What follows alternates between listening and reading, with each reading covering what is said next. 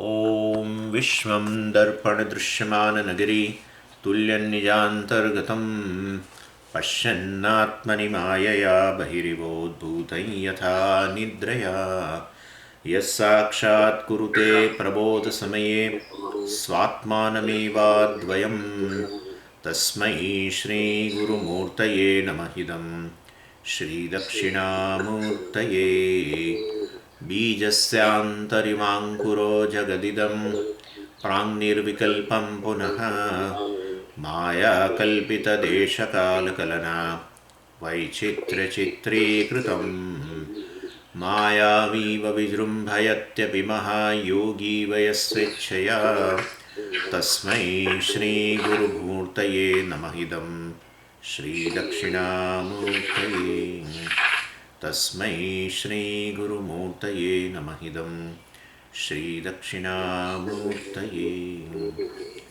ॐ सहना भवतु सहनौ भुनक्तु सह वीर्यं करवावहै तेजस्विनावधीतमस्तु मा विद्विषावहै ॐ शान्तिः शान्तिः शान्तिः सदाशिवसमारम्भां शङ्कराचार्यमध्यमाम् अस्मदाचार्यपर्यन्तां वन्दे गुरुपरम्पराम्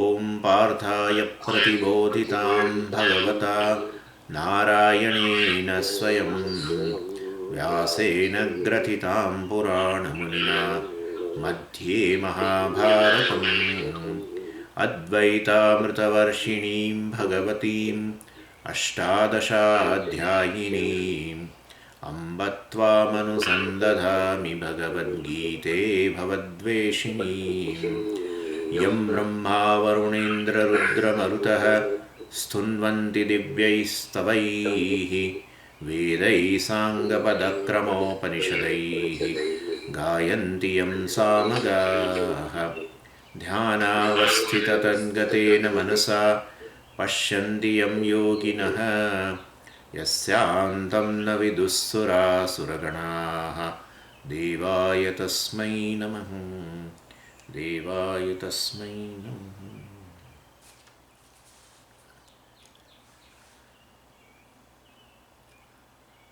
ध्यायतो विषयान् पुंसः सङ्गस्तेषूपजायते सङ्गात् सञ्जायते कामः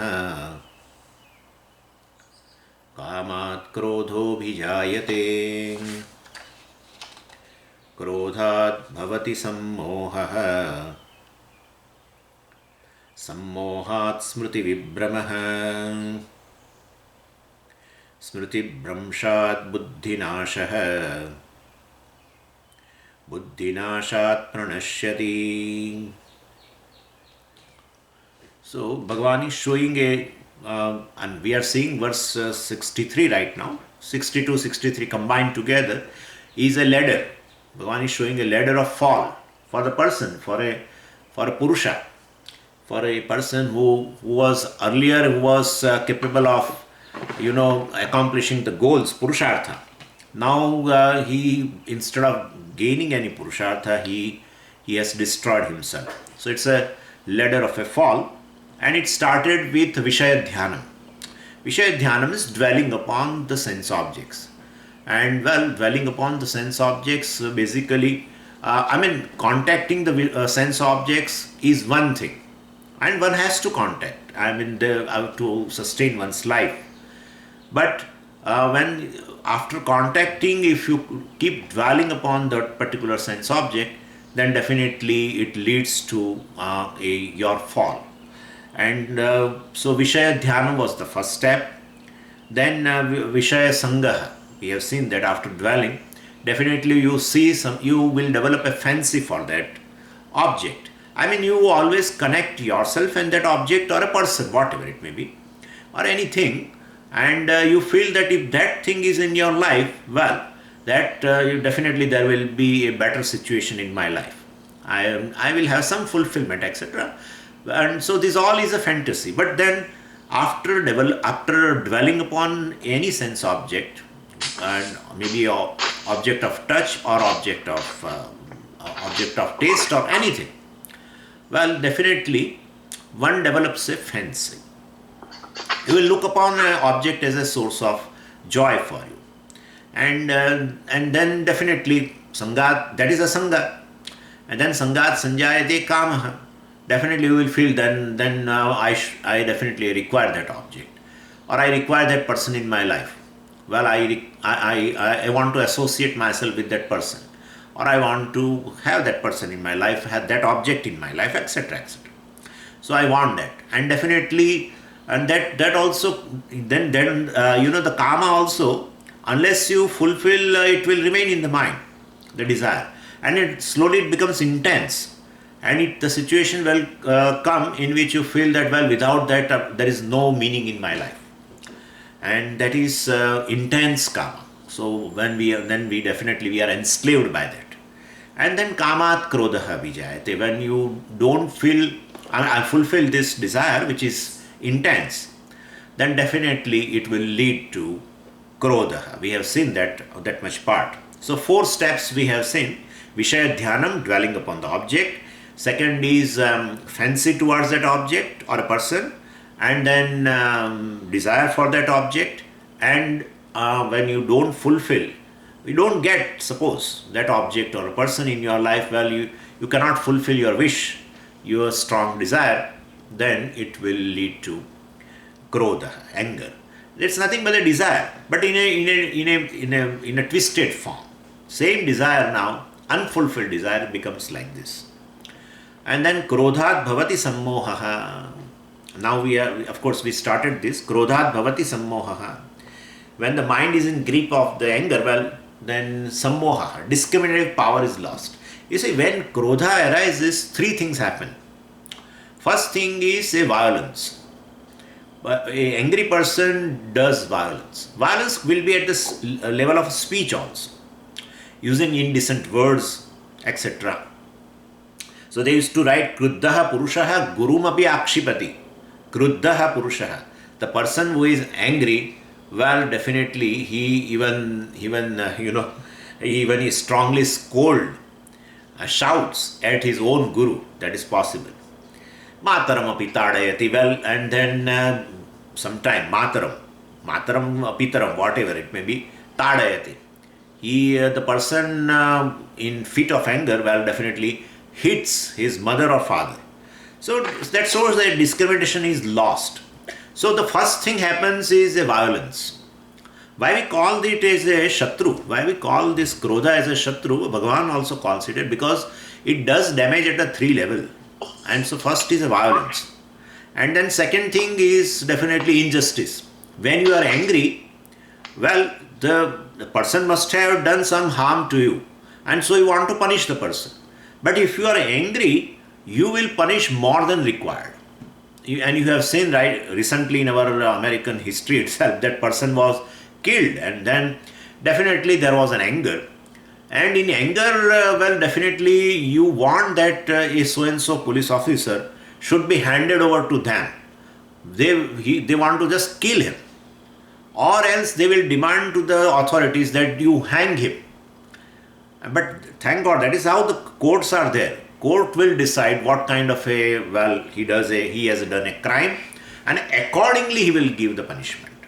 And so definitely, but when you are angry, somebody has done a wrong to you, and if you are angry, well, you want to punish him more than what requires for that particular wrong action of that person. So injustice always happens. When person is angry, he will do injustice to others. So that is how it is not fair. Third thing is destruction, and that also we have seen so much of burning the things and setting on the fire and breaking the things and what not. So destruction. So at 3 levels it damages basically. And of course it is a shatru, because they consider it as a fire itself. Krodha agnihi they call. Krodha eva agnihi. And so, that is the internal agni. So it will first burn you. Before it burns outside anybody with your words or anything, with your other actions, well, it first burns you. and therefore it's very dangerous, because they say that somebody compares, one acharya compares it with acid. That's our old thing, that they always compare with a fire, but our recent one acharya says it is like acid which corrodes our own heart. Basically, any Shatru basically is acid. Really speaking, it corrodes our heart, because nobody other the person, even you have a jealousy for somebody, that person doesn't know you have a jealousy, but you, wherever you are seeing that person or thinking about that person, your heart is burning. So all this kama also is like acid, and krodha also is that acid. Kama, krodha, lobha, moha, mada, matsarya, all are acids only. Anyway, so Shadripu they always call. Anyway, this is called Asuri Sampatti basically. Anyway, so in Krodha, Sammoha takes place. Means you lose the discriminative power temporarily. When you are in fit of anger, at that time you lose it. And then definitely the person must be elderly person, or whoever the person in front of you, father, mother, guru, or even grandfather, all, well, then definitely they become victim of your anger. And sense of decency is also lost. When you lose a discriminative power, a sense of decency also is lost. You lose the control over your words also, and you speak something which you are not supposed to speak.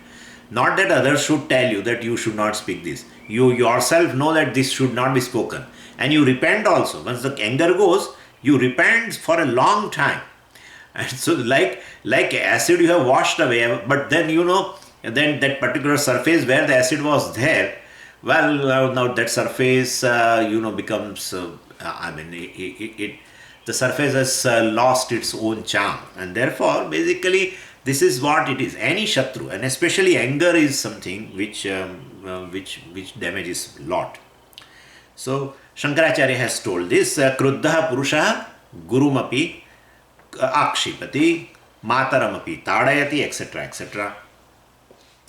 And afterwards we may regret or apologize, but once you lose a relationship, I tell you, it is all afterwards. It's all our what is they call, you just make up with the things. Okay, you also forget, I also forget, I'm sorry, I should not have said that to you, etc., etc., all this.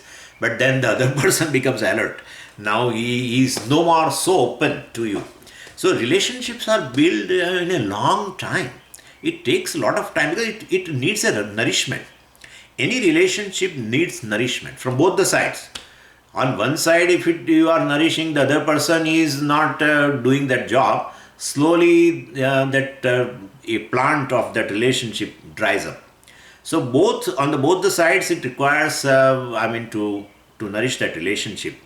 And such a relationship within a fraction of second, in a fit of anger, person lose that relationship. And that is why so in the fit of anger, during that moment, of course, that person is mad. That's why I think in America they use this word, that when they say I'm mad at you, means definitely when he loses a discriminative power, so definitely when I heard, I thought that person has become really mad. I mean, he has to be hospitalized or something, mental hospital. But no. So they are correct. What they usage is correct. When they are angry at you, well, it's a right translation. At the time of anger, we are mad completely. So sammohaha bhavati, a temporary madness comes. Krodhat sammoha bhavati. From the anger, this temporary madness comes by losing discriminative power temporarily. Why I am saying temporarily, I will tell you that. Sammohat smriti vibhramaha. So, smriti vibhramaha. So, you have everything, all the wisdom and everything is there in you. So, when that temporary madness comes, all the learning which I have acquired, that is not available to me. That's called vibhramaha. So, there is, this is the occasion where I have to recall the wisdom which I have listened in the classes. So, but, it doesn't come to my help. So that's called vibhramaha. When I recall them, that now it should come, my wisdom should come to my help, in order to, save me from this crisis in the situation. But well, it doesn't come. So it is called Smriti Vibhrama. Smriti means what you have acquired, that learning, knowledge, wisdom. That Vibhrama, temporarily it doesn't come to your help. You forget as to. So all this, our whole Bhagavad, that is what sometimes when we are studying Bhagavad Gita and our family members, suppose they don't study, they wait for this occasion that you get angry. That's all. Once you get angry, they immediately will tell you, this is what you are learning from your Swami. And your Swami also, maybe let me meet him. I think he also may be of the same cadre or something. So they, whole thing. Because not that you don't want to apply that learning in this given situation where, it is very sensitive situation, you are susceptible to anger, etc. And then that wisdom, suppose it comes to your help, well, you can, save yourself from the anger, etc. But it just doesn't come. So krodhat bhavati sammohaha, where temporary madness comes, or you lose a discriminative power, it gets suspended temporarily, then definitely Smriti Vibhrama occurs. Well, this learning will not come to your help. And this is like, Karna. They used to tell, this is a situation like Karna. Karna had all the mantras and all the extraordinary power also. But, and of course, they were having this astras. Astras means you have to throw. Shastra means you have to hold in the hand and, fight with. Like a sword, etc. But astra means it's like a missile. You have to throw it. And before you throw to the, enemy, you will have to chant some mantras. And then because this is all mantra power. So basically all missile is in those days is a mantra power of all the mantras. So you have to remember the mantra. In fact, Arjuna and everyone, when there was no war, etc., they what they call in English, I forgot, they keep the gunfire or something, ready or something. Anyway, that's some phrase in that. So all over army, etc., they daily do some kind of an exercise, etc. They keep themselves ready, fit for the war. Even the war is not there. Same way, our people in those days, those warriors used, whatever they were using, the astras, the missiles, etc. Well, then they have to chant that mantras every day, like we chant Gayatri every day, same way. They have to chant that. Then only at the time of war, it will come to your help. And so it's all mantra power. But Karna had that sharp, curse. Well, definitely, these all extraordinary mantras, at the crucial moment itself, he will not remember. He could not remember that. That was a curse to him. And like some of our children also, in examination itself, in examination hall, they will forget. Before that, they remembered everything. After coming out of examination hall, and then parents talk to them and all, they say, well, what was the answer you written? Oh, I did not remember that time. Oh, you forgot? No, now I remember. So after coming out from the examination hall, they will remember. Before also he was remembering. In examination hall itself, when it is needed, it does not come to help. So this is happening. And especially in our education system, where it is all memory based. Everything we will have to put in memory. I don't think in America you have that kind of system. You can sit with the book also, but then definitely your knowledge, clarity of the knowledge will be tested, I'm sure. But in our case, it was all cramming, and you have to keep everything in memory. Even the whole essays and everything you have to keep in memory. And there this kind of problem will occur. So in the hall itself, because of agitation, they say, when the mind is agitated, it cannot function well. And so when the agitation is over, when the exam is, keep your powder dry. Yeah, I think Lataji has sent me. That's a phrase. Keep your powder dry. Yeah. So I told you, the gunfire, etc. Yeah. So it is keep your powder dry. So when the war was not there, even they used to keep themselves ready. So anyway, so what I'm saying is all our now examination etc. is over. Now Gita, Upanishad, all this knowledge, and basically this is a situation where I have to apply it, and I have to save myself of the crisis, I have to save the family of the crisis because of the anger, etc. Somebody becomes victim, etc. Well, but I could not save it. And so we say that virus has entered to our memory. Smriti Vibrama means virus has entered. Actually, virus has entered, the anger was a virus. It started with that. Krodhat bhavati sammohaha, sammohat smriti vibramaha. So because of the anger, this thing has happened. From the anger, one has lost a discriminative power temporarily madness has come.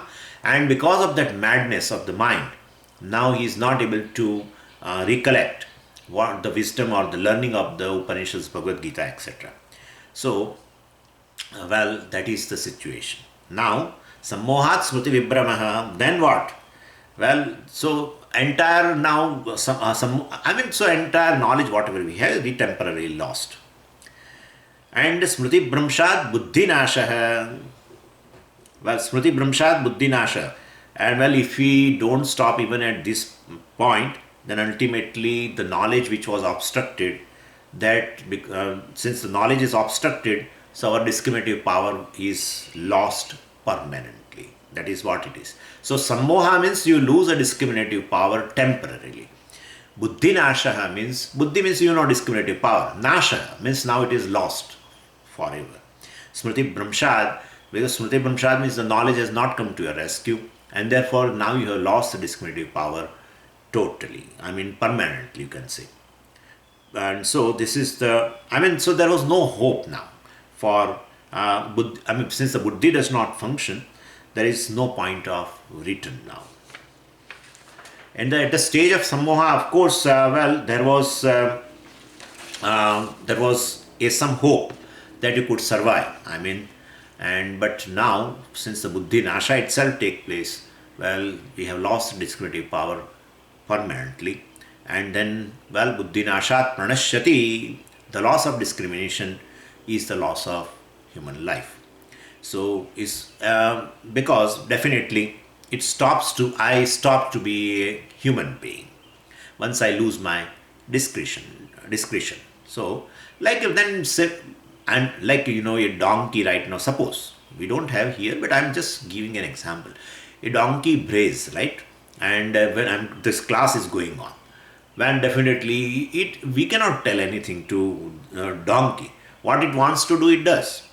And but suppose I also start barking to the wife and children and all, then we say both have a same kind of a status now. I have a discrimination power. I can postpone also. We'll see that how to postpone this. How you can postpone your anger, etc. How you can postpone your shouting. So I feel like shouting, and if I shout, means basically I am no more a human being. So buddhi nashat pranashyati means this human being is as though is destroyed. So I should be able to swallow whole thing. Even I can deliberate and I can be angry also. That is also a possibility. Everything I can do, but this is all under discrimination. But if I don't do that and immediately I shout at a family member, etc., then it is like a donkey. It's a very impulsive action. What I am saying is, it's an impulsive action. All the impulsive activity we find in the other living beings, other than the human being. Human being, definitely does an activity based on discrimination. And now, because of this fall of ladder, he has lost discriminative power completely, then definitely he and any other animal, etc., they are same. And such a person, when he loses a discriminative power, then he is no more fit for any purushartha. Artha, kama, dharma, moksha, nothing. Any purushartha definitely requires basically a discrimination, and that human being has, and therefore human being can only achieve 4 goals. And but now, since he has lost discriminative power, this purusha has lost all the purushartha basically. So he is not fit for any goal as a human being. So we say, well, the human being is destroyed then. He is just like any other animal or something. So it's human life is a waste. Basically, our buddhi, where the discriminative power is there, that makes the human being distinct from others. But now I will have to hope for another human life, and I don't know when it is going to come. So Krishna strongly warns here: do not be impulsive, be deliberate in every action, in every thought, etc. So this is what our discipline is, and I have told you this is a third discipline, which is called thought discipline. We have already seen sensory discipline. Second thing is nididhyasanam, recalling the teaching. Dwelling upon the teaching. That's called nididhyasanam. And third is regulation of the thought. That's called shamaha, manonigraha. And it starts with where? Dhyayato vishayan pumsa. Definitely. Dhyayato vishayan pumsa. Don't dwell upon the objects, sense objects. And if you keep on dwelling, this thing is going to happen. So this is a ladder of fall, human fall. And so 8 stages are there. I will just enumerate. Vishaya dhyanam, then sangaha, vishaya sangaha, then vishaya kamaha, then vishaya krodhaha we cannot tell, so krodhaha, and then sammohaha, smriti bhramshaha, buddhinashaha, and pranashaha. These are the things. If you want translation again, vishaya dhyanam, dwelling, sangaha means developing a fancy, kamaha, desire for that, desire means strong desire of a sense object, krodhaha, well, unfulfilled desire, and that leads to anger, and then sammohaha, basically losing the discriminative power temporarily.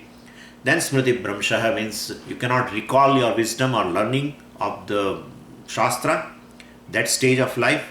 And then definitely buddhinashaha, then definitely you lose the discriminative power totally. And pranashaha, basically, I will not remain fit for any goal, achieving any goal in the life. I will lose the status of a human being. Destroy means I will not die, etc. But then I am no more called as a human being, because my whole activity, in absence of a discrimination, my whole activity will become impulsive, and so I will be as good as an animal. So blindly, Bhagavan is telling, nip at the bird. So basically, regulation of the thought. Don't dwell upon the sense objects. So this is a thought regulation. So blindly, don't dwell upon any object, and so master your mind, etc. Master means not here keeping under the control, etc. But dwelling, etc. you can avoid. And but Swamiji, what we have already dwelt, and now they have made a beautiful houses in our mind. What about that? You will have to, you will have to do the whole unwinding process, which you are looking upon as object of pleasure or object of security. They are not object of security and pleasure. You will have to do again and again that. But don't develop fancies, or don't dwell upon new sense objects. And it is happening.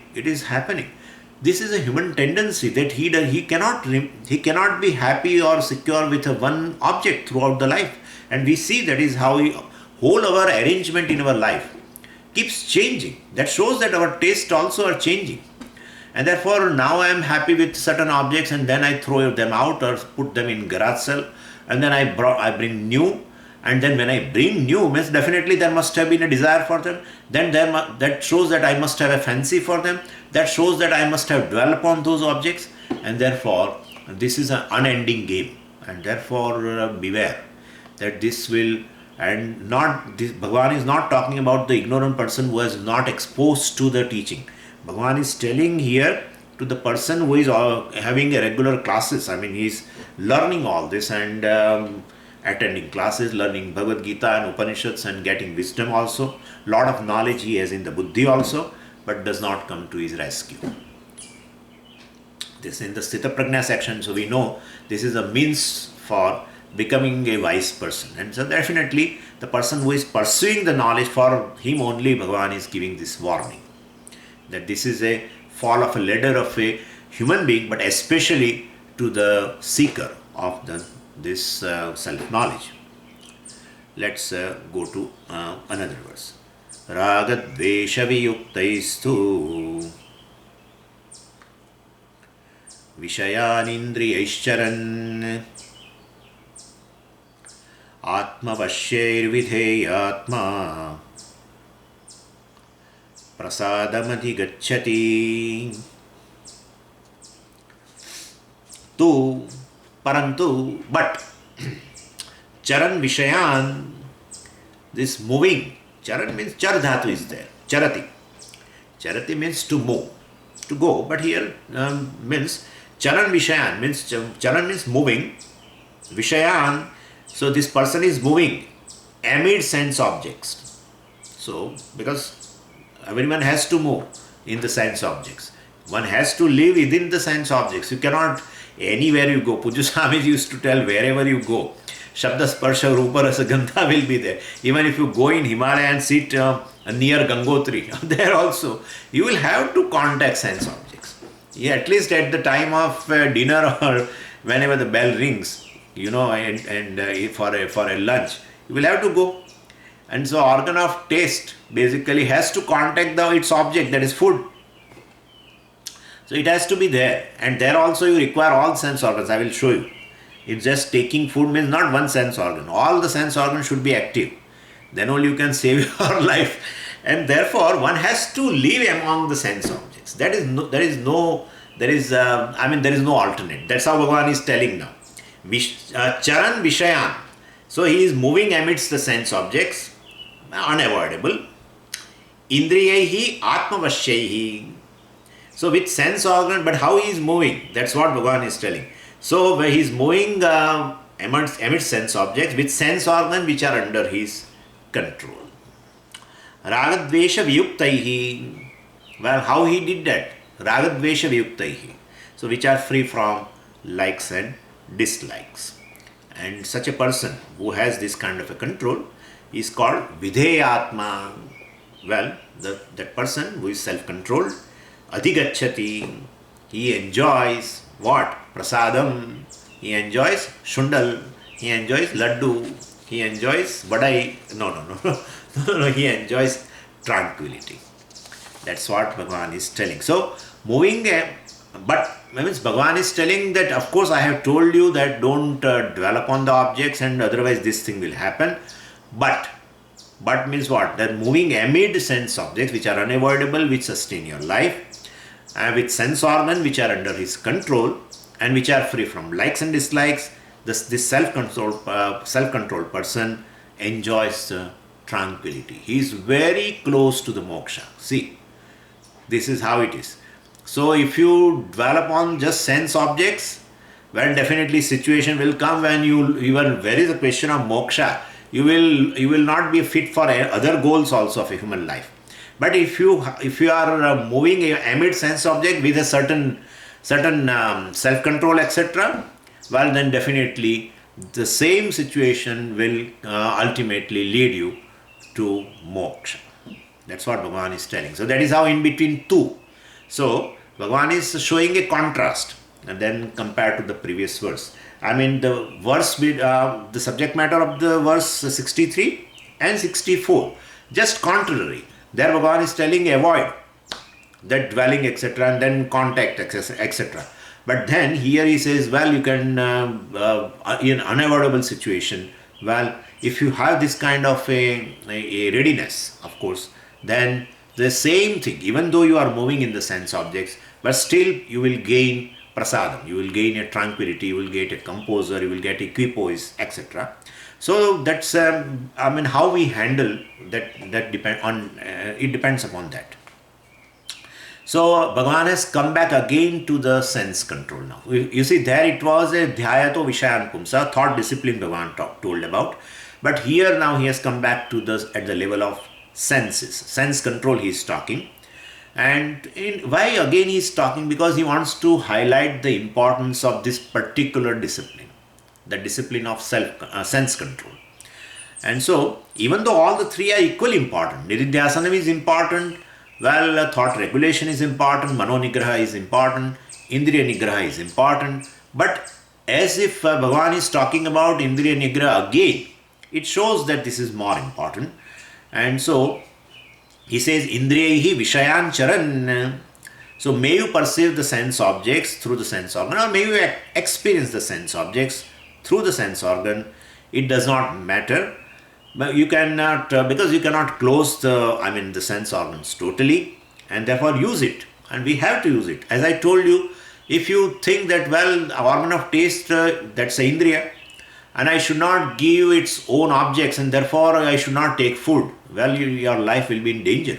And when you are taking the food, definitely you should keep active your nose also. Sometimes it happens that person takes a spoiled food, and he doesn't know that there is a fungus developed or something. Maybe it's spoiled because of some other reason.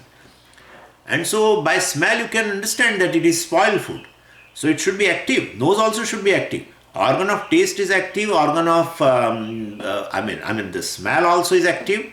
Eyes also should be active. Sometimes it happens that you can see the fungus, or something has fallen in the plate and you are supposed to remove it, otherwise it will create a problem. So your eyes also should be active. And organ of touch also should be active. You should, generally they say you should not take cold food. All kept in refrigerator and all that, one should not take that kind of a food. No system advises it. No system. I don't think even it is advisable even in our modern medicine, etc. Nowhere it is advisable to take cold food. And they say for the stomach, etc., the hot food only is essential. It is conducive. So your organ of touch also should be active. Everything should be active.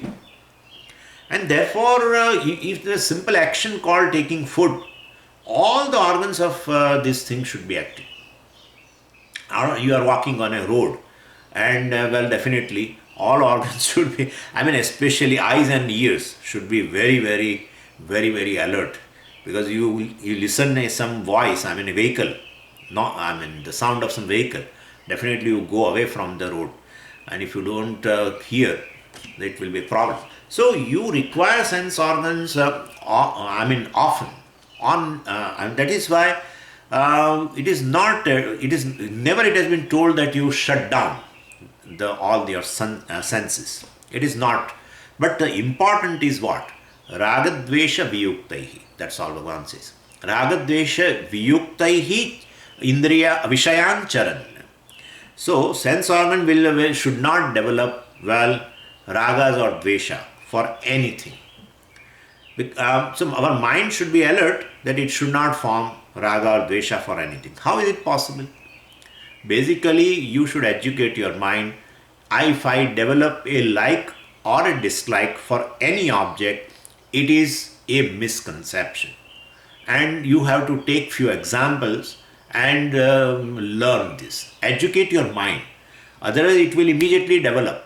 Because we have not right now, have a taste of Atma. Well, I am fullness and complete, and I am happiness, etc. and I am the source of this. And so definitely mind will immediately, and intellect also, conclude. Immediately it will conclude that this is a source of happiness. But any like or dislike is a misconception. And that's how we have used yesterday word fancy. It's a misconception. Whatever may be an object of like for you, it is only for you. Need not be for others. Need not be for others. In fact, other person says, don't talk about that object to me.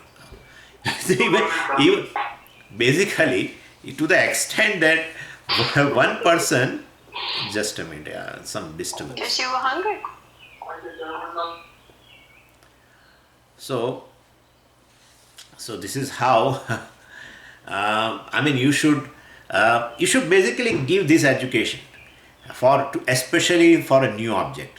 Whatever has happened has happened. Nothing to worry about. Nothing. No question of guilt also, because ultimately it is anatma. So at least that much have that that I am free from ragadvesha. Name ragadvesho, name lobha moho, etc., etc. We should chant also, and have that kind of a satisfaction that basically I am free from the likes and dislikes. But since the ignorance is there, this is a process without obstruction, that it will develop immediately a like for a new object or a dislike for a new object. So understand that there is no object of sorrow, therefore there is no question of dislike. So dislike is a misconception. There is no object of happiness, and therefore, liking also is a misconception. That kind of a thing you have to convince your mind with a certain examples, and examples of your own life you can take. Several examples are there in which you can very well say that once upon a time I was looking upon this object as a source of happiness. Now I consider it as an object of sorrow, or I may be indifferent to that object.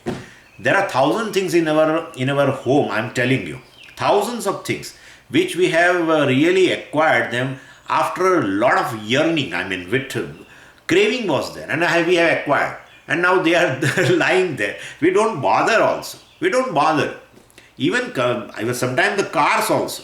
People buy the car and so much craving for that particular car because the sangha is there. If that car is there with me, that is, that makes some sense in my life. And so they bring, and for some time they use, and then it is lying there. Everything. Otherwise, garage sale is not possible. Garage sale is possible because of this misconception. So one goes for buying, and another wants to get rid of it immediately. So you say, okay, give me $20 less, but you take it. You take it. So there are thousands of examples by which you yourself can convince your mind. So you will have to make your indriya, your senses, free from likes and dislikes, because they are misconceptions, and therefore everything is beautiful, really. These people feel that, these Hindus and these are monks and all this, they show some kind of a disgust towards world. No, not at all. Not at all. That's a wrong concept. We don't have a disgust. We say the world is Ishvara. It's most beautiful. Rose is, rose being a rose is beautiful. Any tree being a tree is beautiful. Everything is beautiful. It's because it is manifestation of beautiful Ishvara. And therefore, they want to give you a new insight into the world. Not that show this kind of a disgust, etc. towards the world. This is a wrong concept. Especially in the Western philosophy, they feel that the Eastern philosophy is all this showing a disgust for the life and disgust for this, and not even disgust for the life. Really speaking, we want to warn, we want to make you alert that this is a human life which is really a very, very rare phenomena, and so utilize it properly. Ishvara has given you the body, and if he has given you as a gift, utilize the gift properly and utilize completely. He wants that you utilize completely and give it to him back with a note of thanks. That okay, I have utilized, now I am offering to you back. And if you don't do that, he knows how to snatch. He can snatch away our teeth, and he can snatch away our hair also, and he can snatch away the body. He knows. He is a Sarvashaktiman, omnipotent. It doesn't require any effort on your part to snatch away, because it belongs to him ultimately. And therefore, anyway, so rose being rose is beautiful. Everything is beautiful. But how about having that rose in my hand? Well, that don't invite problems. Don't invite problems. Let the things, Swami, we used to always tell, let the things in the creation be where it is. Bhagavan has put the particular thing at a particular place in the creation, and therefore it has a place. A appropriate place is there. And therefore let it be there. Even the flowers he does not allow to generally pick up, the flowers from the garden. He said, let there be there. And so that is how. So anyway, how about having that object? That's a problem. So basically, we should make our senses free from developing new ragadvesha. What has gone, that's a different history. But you can, and we are, in fact, to be honest with you, we are daily developing new ragadveshas for the people also, and for the world also, for the other objects, inert objects also. Just we are not making a note of it, and therefore our ragadvesha structure is all the time changing. Before 20 years, what kind of things I was liking and disliking, that those things are not there. In fact, the objects may be there in your home, but you are very indifferent to them. Even the person also. Maybe you may be yesterday hating that person. today you start liking it also. So this is all shows that it is all misconception. Basically, it is not correct thing. Anyway, so this is an education by which once you develop this kind of an attitude in your mind, and then your indriyas have become free from the likes and dislikes, then you can charan vishayam, then you can definitely move into the sense objects, and you will have to move. We need not tell. Bhagavan, of course, is telling that he is moving. He is telling that present participle, he is using present participle. He is moving in the sense object. He has to move. If he wants, he doesn't want to commit suicide, he wants to live, then he has to move into the sense objects. There is no way out. Anyway, so anything in the creation is beautiful, and and everything is at its proper place, and let it be there. Don't think that this particular thing has to be there in my life. Anyway, then Bhagavan says, Atmavashyehi. So ragadvesha viyuktaihi indriyai. Let the sense organs be free from the addiction, or free from these fences, free from these misconceptions of likes and dislikes. And not only it should be free from this kind of a weakness, Atmavashyehi, let the sense organ obey you, obey your mind, basically. So here Atma, meaning of Atma is not Satchidananda. So let the sense organs let the sense organ obey your mind, your discriminative intellect. Vashyehi, Bhagavan says. Vashyehi means under the control of, this. So Atma Vashyehi Indriyehi. Yeah. Ragadvesha Viyuktaihi and Atma Vashyehi. There are two adjectives used for the Indriya. So Ragadvesha Viyuktaihi, which has become free from these misconceptions, so such sense organs, and Atma Vashyehi, and all the sense organs which are under the control of the mind. Well, through that you move. If any sense of organ which is not under your control, which is very, very, nasty, then don't operate that sense organ to a large extent. That's what they want to say. But then Swamiji, my organ of taste itself is very, very like that. It is never under my control. Well, then definitely you have to bring it under control. Atma Vashyehi means, well, you have to educate. Any sense organ which is very nasty, and that sense organ has to be brought under the control. And that only way is educating. There is no way of controlling. That's how they in Kathopanishad they have been told as a Danta Shvaha. What is that? Adantaha. Adantaha means they which are not under control. Dushta Shvaha also they say. Dushta Shvaha. So because senses are considered as like a horses. So out of 5 horses, 3 are obeying me. And I am a charioteer, suppose, and then they 3 are obeying and not 2 are obeying, then we will have to bring them under control. Otherwise, the whole thing will be damaged. So, definitely, the evils of anything. Suppose, let's talk about organ of taste.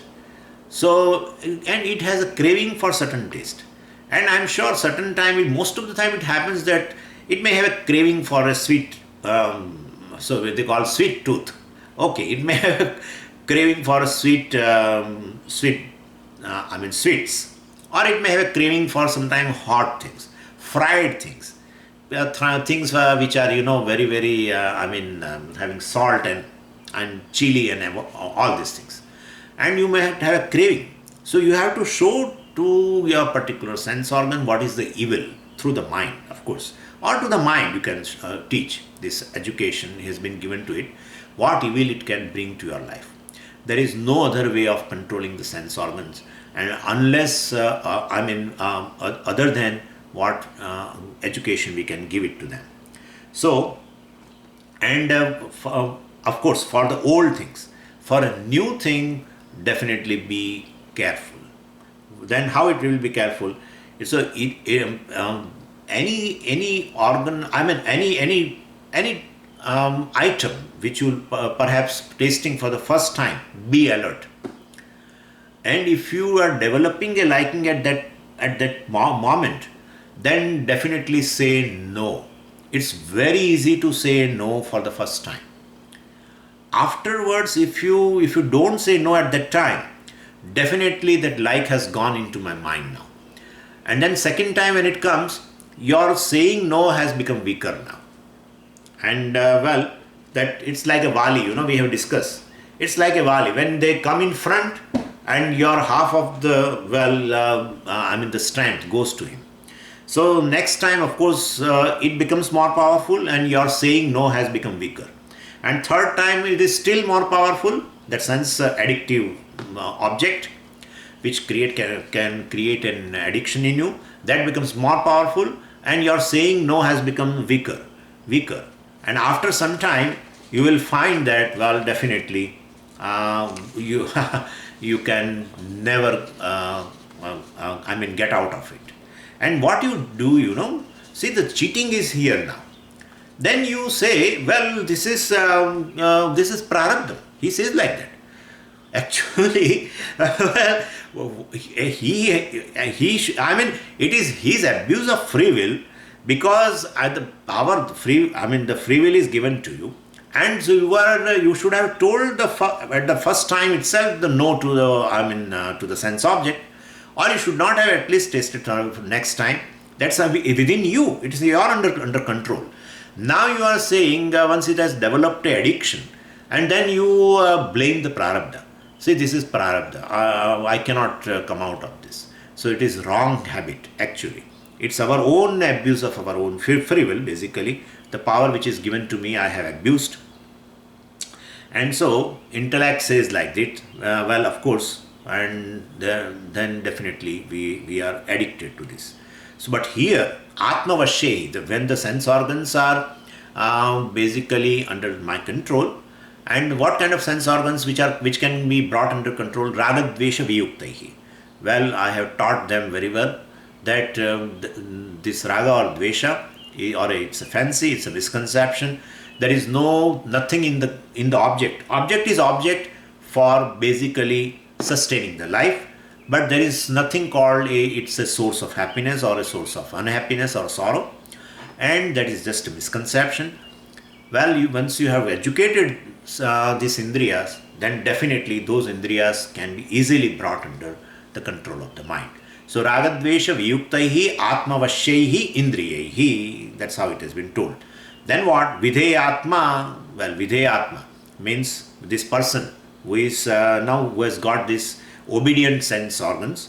Such a person is called Vidheyatma. Prasadam adhigacchati. And the greatest advantage for this person will be there are no more violent disturbances in the mind. Even as it happens, let's take an example here. Even in a group, I'm talking about group. Don't think about that Swamiji is conveying something to us. It is just I'm telling, because I have experienced that. Even though there is some kind of argument in let's say Gita Vichara group, and I'm talking about myself. You don't take it on you. At home or at any place, and you will see that once the discussion starts, then argument is getting heated up, and the sound is also rising. People also in neighbor, they come to know that today, that's a fortnight is over, and they are meeting today. Well, anyway, and more heat is produced than the light. Then definitely this is a moment of alertness now. So the words are becoming less and less decent also. And and as this, even the situation changes, and this person, this Vedantin, who is like this kind of a person which we are talking right now, is able to feel the pulse. Yeah. And so he will say, you are angry, or I am angry, etc., whatever. But this is not an ideal condition for discussion. Discussion is all for exchanging the information, not for scolding each other or blaming each other, etc. This can happen in the family also. I'm just giving an example of our study group, etc. And if information has to be exchanged, the mind should be calm. This is what he is telling in the group. So the mind should be calm to receive the message on the particular theme of the shloka, what we are discussing. And a disturbed mind can never receive any message. So a moment a slight disturbance takes place like that, and people start making a little, people start shouting, making using less decent words, etc. Definitely Vedantin will sense it that yes, this is it's a red light has begun, and so he says like that let's stop the discussion. Either say I am angry, or as far as told, so I will stop, or you are angry, so let's I don't want to increase your anger, so let's again discuss tomorrow or after a fortnight, whatever it may be, and we'll find out we'll find that situation in which we'll come out of the situation which is going out of the hand. And we can do even in the home also. It happens several times. There is a clash between a husband and wife, or son and the father, or son and the mother, and or a daughter, and etc. So in any situation when the heat is generated more than the light, and then people are losing their control, and even losing the control over the words also, definitely you will have to pacify the whole situation like this. And if the situation is totally out of control, at least you have to come out of it. And so if you suppose this has just started, and within 5 minutes you have become alert, and you have said this kind of thing, so that the situation will be under control, then you will find that suppose you go back to your room, study room, and you start studying, you will be able to do that. Suppose if you are doing it, this kind of a thing alertly, then you find that you can get a composure very soon. But suppose the arguments are going on and lot of heat is generated, and after 15, 20, 25 minutes you pacify them and you come out, you will find that you cannot easily concentrate on the study, because your composure is basically has become quite less. And if it goes for 1 hour or 2 hours, definitely you will have to forget that day, you cannot study anything. So what I am saying is basically the lengthier the the argument, more time it takes to compose the mind, and therefore a Vedantic student basically alertly avoids this. This is what is ragadvesha viyuktaihi indriyahi atmavashyahi. Immediately stopped his tongue. Immediately. That shows this particular vagindriya, organ of speech, is under his control. So Vedantin is required that, and then definitely if he has this kind of a capability, he finds that he has a more composure compared to the person who is interested in arguing and all these things. So prasadam adhigacchati. Well, prasadam means basically not this laddu, etc. It is indirect meaning is there, because whenever we get a prasadam from the Ishvara, when definitely by taking that prasadam, we definitely get that kind of a shanti. But this is not just a indirect meaning. Main thing prasadam means a composure or a poise or samatvam, you can say, equanimity, you can say tranquility also, all this. Because pra plus sad dhatu is there, and the forms will be prasidati, prasidataha, etc. So, and you might have heard also in our prayers prasida, prasida, etc. That kind of a you might have heard also. So pra plus sad dhatu has that meaning, to be pleased, to be satisfied, to be calm. And so prasada is abstract noun, of course, and means calmness of the mind. So such a person, who is alert towards, and whose control, whose sense organs are under his control, and the sense organs themselves are free from likes and dislikes, such a person to gain the composure is very easy. Adhigacchati means gains. Prasadam means calmness or composure or tranquility is very easy for that person to gain. And generally it happens, we don't find ourselves comfortable by just stopping the argument. We feel that we should also tell something and then we should stop. And then when you say something, the other person does something. So we generally think we stop an argument means we are wrong. But so it does not mean actually that way. To stop an argument means I am conceding, etc. I'm conceding the victory for him. Okay, let him win, let him win, let him enjoy, etc. It's not that. Basically, you are interested in something else. And so even if you know that you are 100% right, still you can stop the argument. Not because I am doubtful what answer I will give, perhaps maybe let me check first. Maybe I think I am also doubtful.